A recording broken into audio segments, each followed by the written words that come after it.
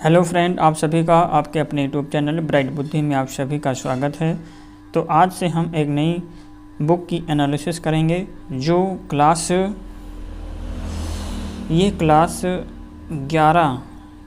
11 की जियोग्राफी की बुक होगी। वो भी SCERT Bihar board class 11th के जियोग्राफी की बुक की हम यहाँ पे एनालिसिस करेंगे, जिसमें से आज अध्याय 2 होगा पृथ्वी की उत्पत्ति एवं विकास। अर्थात इस बुक का ये पहला क्लास है। अध्याय 1 में कुछ खास है नहीं, इसलिए हम पृथ्वी की उत्पत्ति एवं विकास से संबंधित क्वेश्चन और थ्योरी को पढ़ेंगे। ये हमने इस बुक को देखने के बाद मुझे लगा कि हाँ, ये बुक बहुत ही ज़रूरी है वो सभी के लिए, चाहे वो 1 से 5 की तैयारी, 6 से 8 की तैयारी या फिर 9 से 10 की तैयारी कुछ भी कर रहे हों।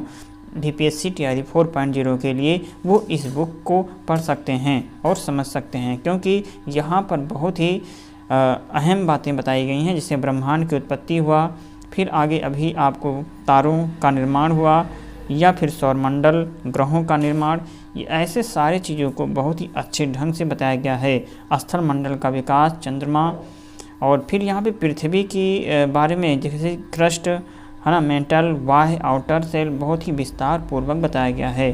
तो आप इसे समझ सकते हैं कि कितना ये इम्पोर्टेंस है। तो आप इसे ज़रूर पढ़िए और अपने हित मित्र दोस्तों के साथ ज़रूर शेयर कीजिए।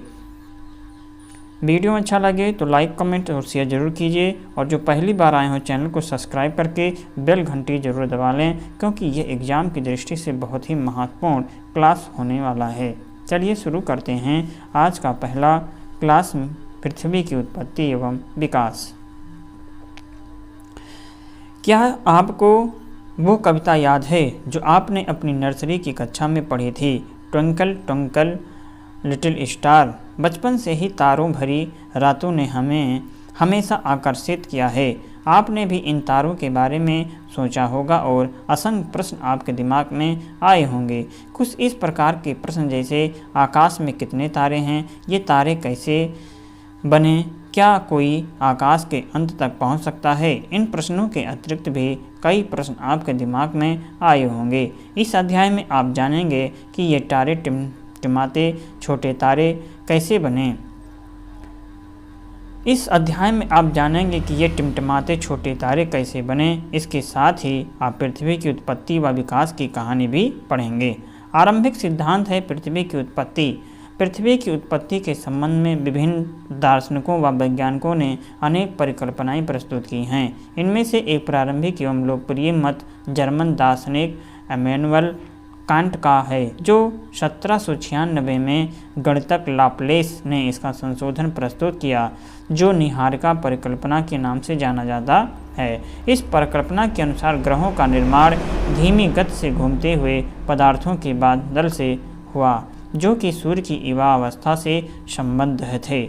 बाद में 1900 में चैम्बरलेन और मोल्टन ने कहा कि ब्रह्मांड में एक अन्य भ्रमणशील तारा सूर्य के नज़दीक से गुजरा और इसके परिणाम स्वरूप तारे के गुरुत्वाकर्षण से सूर्य सतह से सिगार के आकार का कुछ पदार्थ निकल करके अलग हो गया। ये तारा जब सूर्य से दूर चला गया तो सूर्य सतह से बाहर निकला हुआ यह पदार्थ सूर्य के चारों तरफ घूमने लगा। यही धीरे धीरे संघनित होकर ग्रहों के रूप में परिवर्तित हो गया। पहले सर जेम्स जीन्स और बाद में सर हराल्ड जेफरी ने इस मत का समर्थन किया। यद्यपि कुछ समय बाद के तर्क सूर्य के साथ एक और साथी तारे के होने की बात मानते हैं। ये तर्क द्वैतारक सिद्धांत के नाम से जाने जाते हैं। 1950 ईस्वी में रूस के ऑटो शिम्ड व जर्मनी के कार्ल वाइजास्कर ने निहारिका परिकल्पना से कुछ संशोधन किया, जिसमें वितरण भिन्न था। उनके विचार से सूर्य एक सौर नालिका से घिरा हुआ था, जो मुख्यतः हाइड्रोजन, हीलियम, धूल कणों से बनी थी। इन कणों के घर्षण व टकराने से एक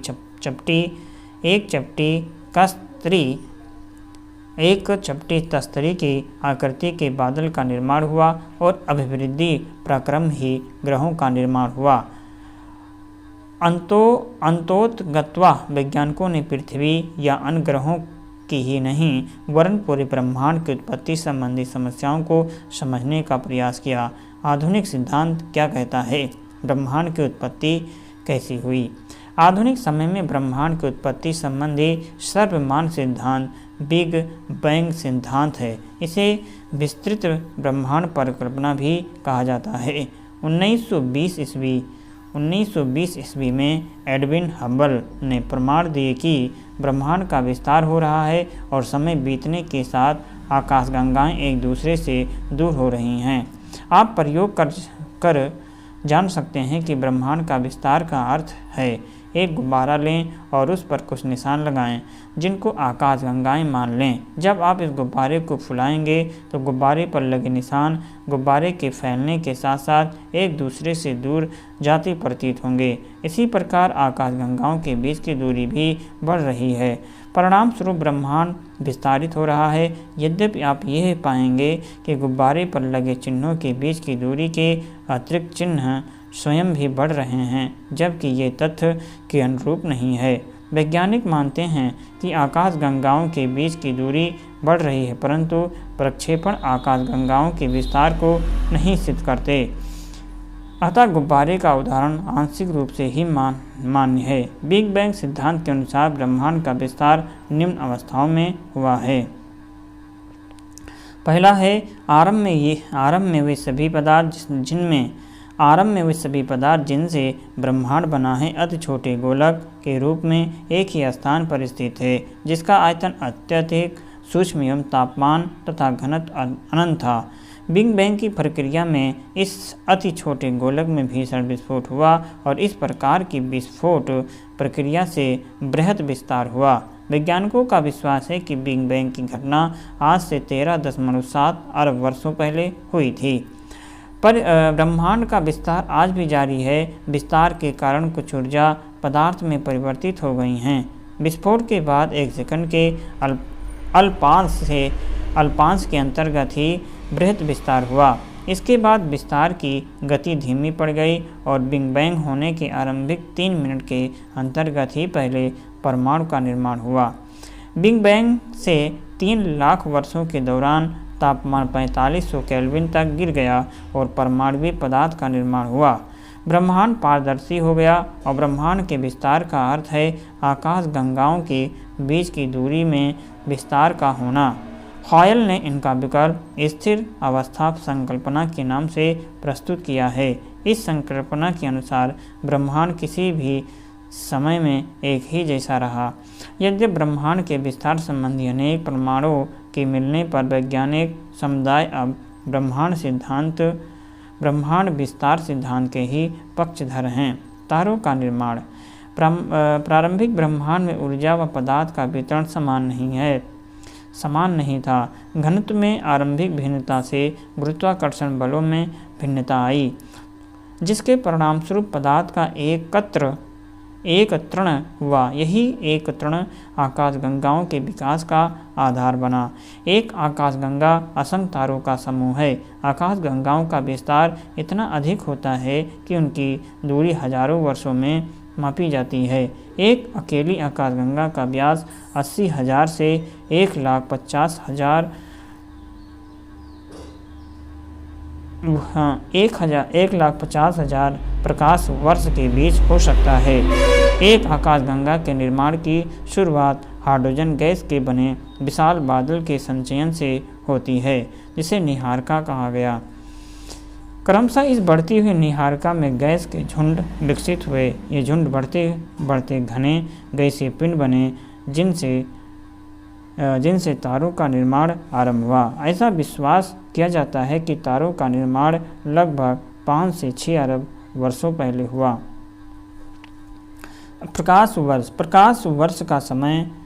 प्रकाश वर्ष समय का नहीं वरन दूरी का माप है। प्रकाश की गति 3 लाख किलोमीटर प्रति सेकंड है। विचारणीय है कि एक साल में प्रकाश की जितनी दूरी तय करेगा वो एक प्रकाश वर्ष होगा। यह 9.461 और 1012 किलोमीटर के बराबर है। पृथ्वी व सूर्य की औसत दूरी 14,95,98,000 किलोमीटर है। प्रकाश वर्ष के संदर्भ में ये प्रकाश वर्ष का केवल 8.311 है। ग्रहों का निर्माण। ग्रहों के विकास की निम्नलिखित अवस्थाएं मानी जाती हैं। पहला है कि तारे निहारिका के अंदर गैस के गुंथित झुंड हैं। इन गुंथित झुंडों में गुरुत्वाकर्षण बल से गैसीय बादल में क्रोड का निर्माण हुआ और इस गैसीय क्रोड के चारों तरफ गैस व धूल कणों की घूमती हुई तस्तरी विकसित हुई। अगली अवस्था में गैसीय बादल का संघनन आरंभ हुआ और क्रोड को ढकने वाला पदार्थ छोटे गोलक के रूप में विकसित हुआ। ये छोटे गोले समंजन प्रक्रिया के द्वारा ग्रहाणुओं विकसित हुए। संगठन की क्रिया के द्वारा बड़े पिंड बनने शुरू हुए और गुरुत्वाकर्षण बल के परिणाम स्वरूप ये आपस में जुड़ गए।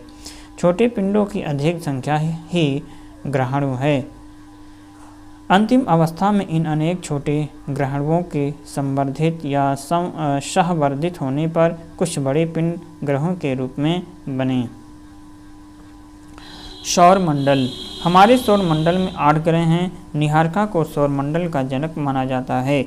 उसकी ध्वस्त होने व क्रोड के बनने की शुरुआत लगभग 5 से 5.6 अरब वर्ष पहले हुई। उपग्रह लगभग 4.6 से 4.56 अरब वर्षों पहले बने। हमारे सौरमंडल में सूर्य अर्थात तारा, 8 ग्रह, 63 उपग्रह, लाखों छोटे पिंड जैसे क्षुद्र ग्रहों के टुकड़े, धूमकेतु एवं महान एवं बृहत मात्रा में धूलिकण व गैसें हैं।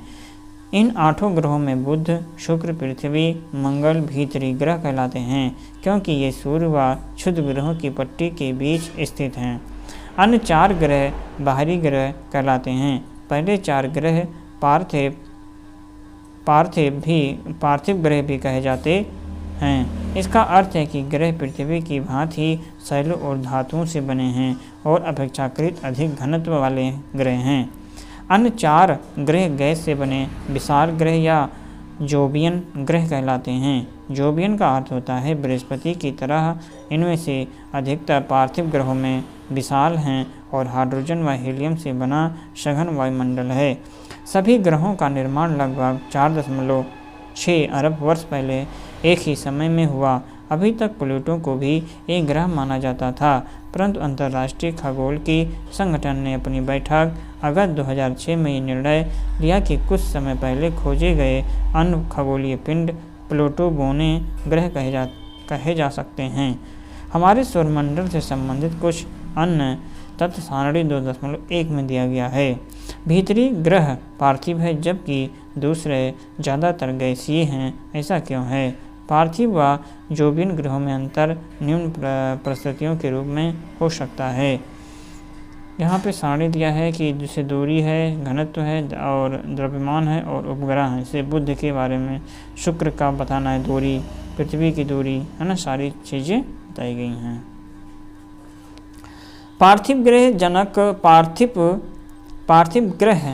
जनक तारे के बहुत समीप बने जहाँ अत्यधिक तापमान के कारण गैस संघनित नहीं हो पाई और घनीभूत भी न हो सकी।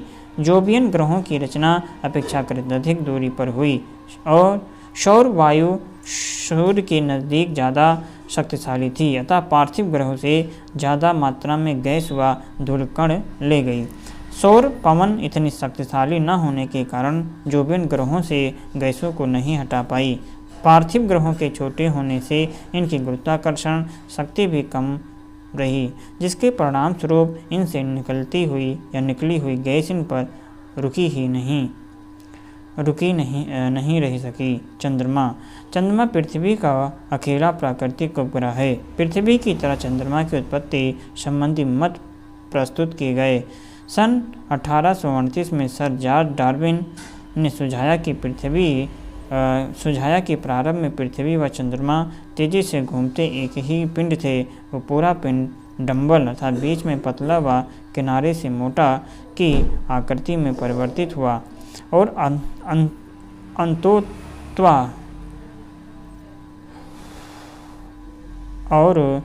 अंतोगत्वा टूट गया। उनके अनुसार चंद्रमा का निर्माण उसी पदार्थ से हुआ जहां आज प्रशांत महासागर एक गर्त के रूप में मौजूद है। यदि वर्तमान समय के वैज्ञानिक इनमें से किसी भी व्याख्या को स्वीकार नहीं करते हैं, ऐसा विश्वास किया जाता है कि पृथ्वी के ग्रहों के रूप में चंद्रमा की उत्पत्ति एक बड़े टकराव का नतीजा है, जिसे द बिग स्पेल्ट कहा गया है। ऐसा मानना है कि पृथ्वी के बनने के कुछ समय बाद ही मंगल ग्रह के 1 से 3 गुना बड़े आकार का पिंड पृथ्वी से टकराया और इस टकराव से पृथ्वी का एक हिस्सा टूट करके अंतरिक्ष में बिखर गया। टकराव से अलग हुआ ये पदार्थ फिर पृथ्वी के कक्ष में घूमने लगा और क्रमशः आज का चंद्रमा बना। ये चंद्रमा की उत्पत्ति लगभग 4.4 अरब वर्षों पहले हुई है। पृथ्वी का उद्भव। क्या आप जानते हैं कि प्रारंभ में पृथ्वी चट्टानी, गर्म एवं वीरान ग्रह थी, जिसका वायुमंडल विरल था, जो हाइड्रोजन व हीलियम से बना था। ये आज की पृथ्वी के वायुमंडल से बहुत अलग था। अतः कुछ ऐसी घटनाएं एवं क्रियाएं अवश्य हुई होंगी जिनके कारण चट्टानी, वीरान और गर्म पृथ्वी के ऐसे सुंदर ग्रह में परिवर्तित हुई, जहां बहुत सा पानी तथा जीवन के लिए अनुकूल वातावरण उपलब्ध हुआ है। अगले कुछ भागों में आप पढ़ेंगे कि आज से 460 करोड़ सालों के दौरान इस ग्रह पर जीवन का विकास कैसे हुआ। पृथ्वी की संरचना परतदार है। वायुमंडल के बाहरी छोर से पृथ्वी के क्रोध तक जो पदार्थ है वो एक समान नहीं है। वायुमंडलीय पदार्थ का घनत्व सबसे कम है और पृथ्वी की सतह से इसके भीतरी भाग तक अनेक मंडल हैं और हर एक भाग के पदार्थ की अलग विशेषताएं। पानी की परतदार संरचना कैसे विकसित हुई। स्थल मंडल का विकास। ग्रहाणुओं व दूसरे खगोलीय पिंड ज़्यादातर एक दूसरे से ही घने और हल्के पदार्थों के मिश्रण से बने हैं। उल्काओं के अध्ययन से हमें इस बात का पता चलता है कि बहुत से ग्रहाणुओं के इकट्ठा होने से ग्रह बने और पृथ्वी की रचना भी इसी प्रक्रम के अनुरूप हुई। जब पृथ्वी गुरुत्वाबल के कारण संहत हो रहा था तो उन इकट्ठा होते पिंडों ने पदार्थ को प्रभावित किया। इससे अत्यधिक ऊष्मा उत्पन्न हुई। ये क्रिया जारी रही और उत्पन्न ताप के पदार्थ पिघलने लगे। ऐसा पृथ्वी की उत्पत्ति के दौरान और उत्पत्ति के तुरंत बाद हुआ। अत्यधिक ताप के कारण पृथ्वी आंशिक रूप से द्रव अवस्था में रह गई और तापमान की अधिकता के कारण ही हल्के और भारी घनत्व के मिश्रण वाले पदार्थ घनत्व के अंतर के कारण अलग होना शुरू हो गए। इसी अलगाव से भारी पृथ्वी जैसे कि लोहा पृथ्वी के केंद्र से चले गए और हल्के पदार्थ पृथ्वी की सतह या ऊपरी भाग की तरफ आ गए। समय के साथ ये और ठंडे हुए और ठोस रूप से परिवर्तित होकर के छोटे आकार के हो गए। अंतोतगत्वा ये पृथ्वी की भूपर्पटी के रूप में विकसित हो गए। हल्के व भारी घनत्व वाले पदार्थों के पृथक होने की प्रक्रिया को विभेदन कहा जाता है। चंद्रमा की उत्पत्ति के दौरान भीषण संकट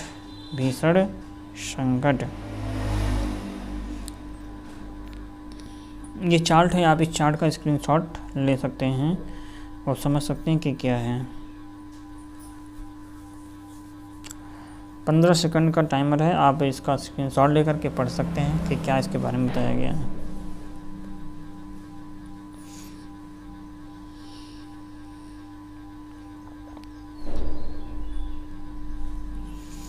चलिए आगे है। फिर लिखा है कि केंट इम्पैक्ट के कारण, किसके कारण? भीषण संकट के कारण पृथ्वी का तापमान पुनः बढ़ा या फिर ऊर्जा उत्पन्न हुई और यह विभेदन का दूसरा चरण था।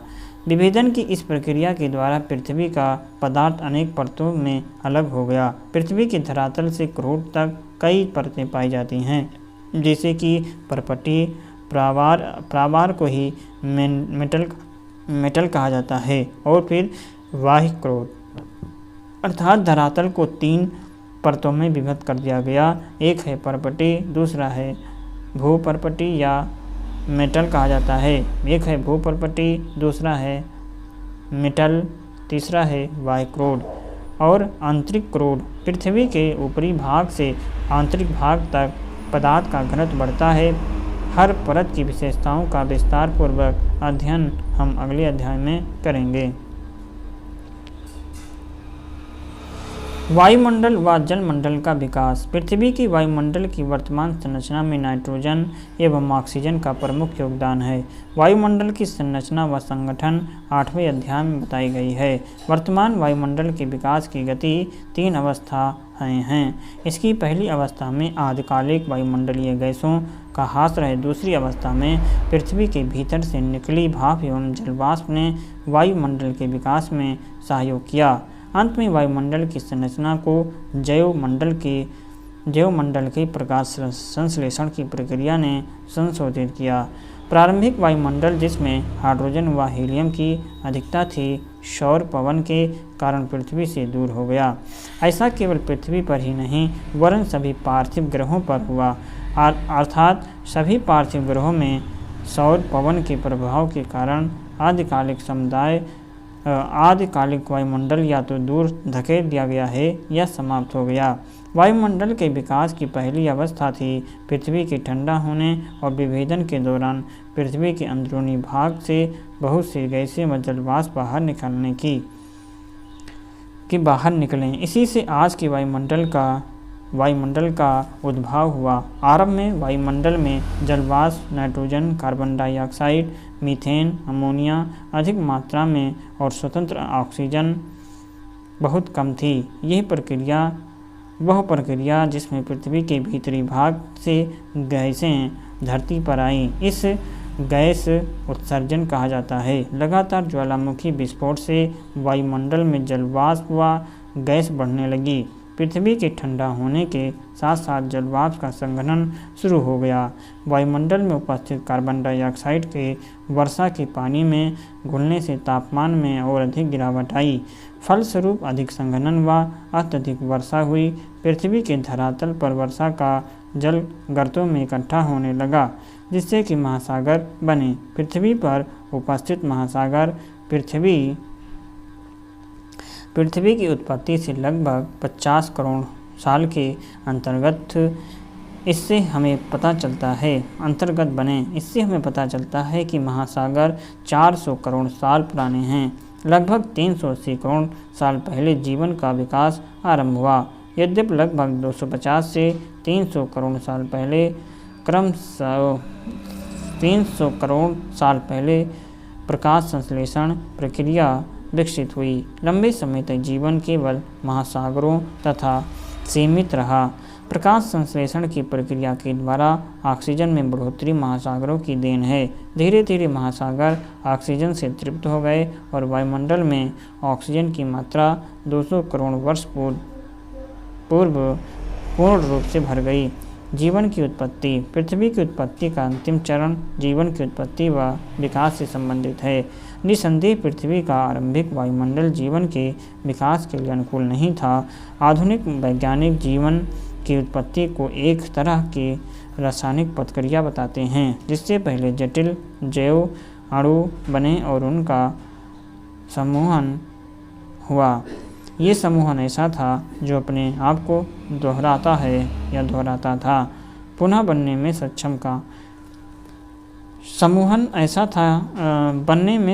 था और निर्जीव पदार्थ को सजीवित तत्व में परिवर्तित कर सका। हमारे ग्रह पर जीवन के चिन्ह अलग अलग समय के चट्टानों में पाए जाने वाले जीवाश्म के रूप में 300 करोड़ साल पुरानी भूगर्भिक शैलों में पाई जाने वाली सूक्ष्म दर्शी संरचना आज की शैवाल की संरचना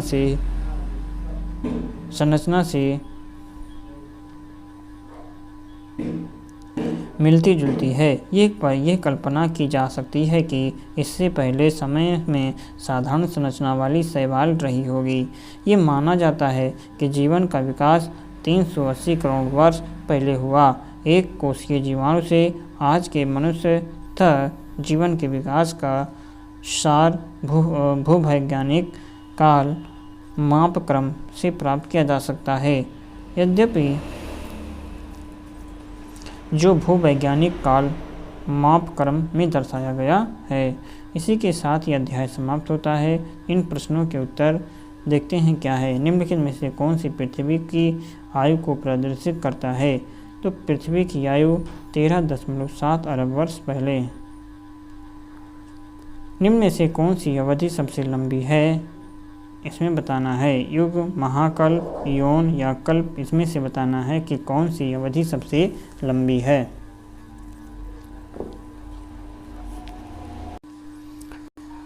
तो दूसरा क्वेश्चन है कि निम्न में कौन सी अवधि सबसे लंबी है? तो पहला ऑप्शन इसमें सही है, इवोन जो है ये अवधि सबसे लंबी है। तीसरा क्वेश्चन है कि निम्न में से कौन सा वर्तमान वायुमंडल के निर्माण व संशोधन में सहायक नहीं है? तो विभेदन जो है ये वर्तमान वायुमंडल के निर्माण व संशोधन में सहायक नहीं है। निम्न में कौन से भीतरी ग्रह के अंतर्गत आता है? पृथ्वी व सूर्य के बीच पाए जाने वाले ग्रह भीतरी ग्रह के कहे जाते हैं। पृथ्वी पर जीवन निम्नलिखित में से लगभग कितने वर्षों पहले आरंभ हुआ? तो ये आरंभ हुआ था 3 अरब 80 करोड़ वर्ष पहले, अर्थात इसका घ नंबर सही होगा। तो चौथे का लास्ट घ नंबर सही है। वही अगर चौथे का देखेंगे तो ये पृथ्वी और सूर्य के बीच पाया जाता है। और कौन सा निर्माण संशोधन में सहायक नहीं है? तो विभेदन। और ये है अवधि में सबसे लंबी होती है, इवोन सबसे लंबी होती है।